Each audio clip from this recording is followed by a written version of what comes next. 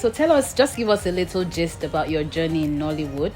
I'm sure you've had some memorable moments. Which can you remember? If I should remember a particular incident, I'll talk about the first time I ever came out to act. It was myself and a lot of other girls from a lot of other young people from school, from different universities across the country. We went to a bar, we had a good time. Just for the first time leaving my parents to just go to somewhere new and strange. I had no relative, it was just me and these girls. And then we were just going from one audition to the other. And then we got these roles, we got like group girls roles, one of the girls where we would have to just move from one point, just everybody would be chorusing the responses. It was just interesting. Then the first time I met like the really big stars, the likes of Adame of blessed memory, Alex Lopez, Yukari Anonobi, quite a couple of the big stars. Then that was my first time being exposed to, those kind of people. And it was really memorable because for me it was just a turning point. Sure has been a journey. Well done again. Thank So you. I just want to chip on women empowerment in the shortest way possible. Watching Shantytown showed us where the women of Shantytown had to come together to break free from the abuser or the oppressor. What lessons does this hold in real life when you speak about women empowerment and supporting each other for real?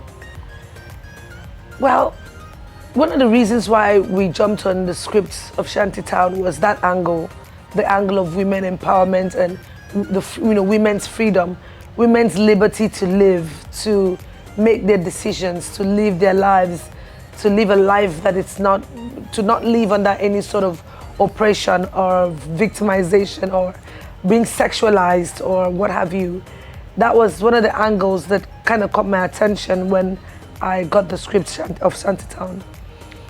So yeah, for me it's very important to be able to, as women, to be able to fight for these things, because over the years it's been a lot of some kind of oppressive method of doing things going on. Even in the industry, they'll tell you it's a male-dominated industry. They'll tell you, so being able to have a voice, find a voice, amidst all the authorities or whatever things that are hovering over us is so important.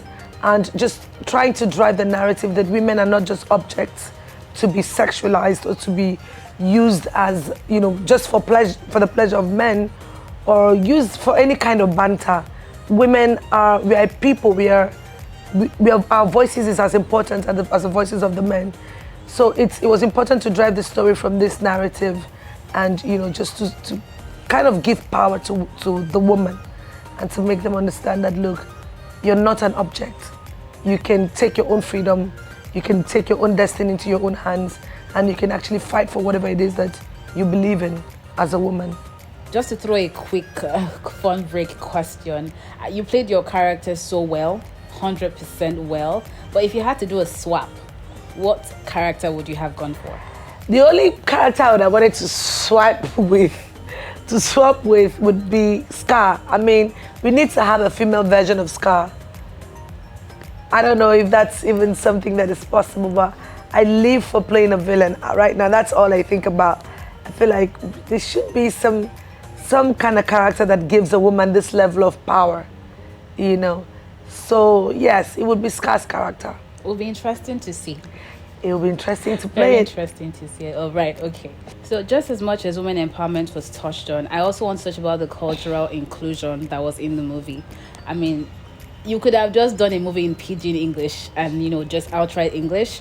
At the same time, we have a lot of movies that are like just English movies, Yoruba movies, but there was this Ibibio, infusion in it. Why? I understand that is where it's your cultural root, but why did you have to include that in that movie? What was there for you? We do have, Akwa Ibom's culture is very beautiful. The language is amazing. It's one of its kind. It's very unique amongst all the languages in the country. But it just hasn't received as much spotlight in entertainment as it should. That brings us back to looking at us as we are minorities. So I think part of the perks of being a filmmaker is having the power to change things, having the control to insert things, and to bring inclusion in everywhere, every genre of things that you feel like you can, whatever thing you can do to put your people out there and then put what you believe in on the spotlight. Put the spotlight on what you believe in. So for me, it was very important to be able to bring in the Ibibio version, because the characters were supposed to be Yoruba characters. And normally I could have had to learn a thing or two about the language to be able to portray that character in that light. But I felt like as a filmmaker, if I can't use this platform, then I may never be able to do this. So luckily for me, I happened to partner with one of the most, how would I put it, open-minded person, Chichinwara, who is my partner in this project. So the minute I told her that I thought that we should swap the characters from being Yoruba to Ibibio, she was like, she liked the idea. And then thankfully as well, there was already a cast on the project. So it just made it easier. It just made sense that we should speak the language. So it was deliberate for me, it was very intentional. And I'm just really happy that we made that decision, and the whole team were happy with it, and we have it. For every producer, the eventual goal is, I want the movie to come out, I want it to be a success. And I'm sure that has been the case for you. But has there been a major highlight since the release of Shantytown that has wowed you so much? The reception has really wowed me. The reach has wowed me. But the conversations that it has sparked has also wowed me. I did know that some of these conversations would definitely come up, but the impact of these conversations and the whole, the passion, the fact that people are so, passionate about some of these things is very intriguing to me, and it just shows that, we just did the right thing, just highlighting on things that we feel like nobody's talking about. And I think that that's what storytelling is just supposed to do. It's supposed to spark up conversations about things that bothers around the society, about the ills of the society, it has also sparked up the parts of the conversation that you feel like might not be that necessary, but I mean, it's all part of it. You can't expect to have all the positive reviews and not have some of the kind of reviews that would make you feel like, okay, so did we do the right thing or not? But however, the conversations have really wowed me. We can't see you, and not because we also love you as well. Would like to congratulate you on your baby. And if it's okay to just, how has motherhood been in the shortest way you can share, and how have you been like watching your baby grow? Well, that's really like the high point of everything, just watching her grow. That is just so amazing. Just yesterday she was so little, and now she's all over the place, running, calling everybody by name, identifying objects. She's literally saying A to Z, like it's crazy. It's really interesting. It's just one of the biggest blessings God has ever blessed me with.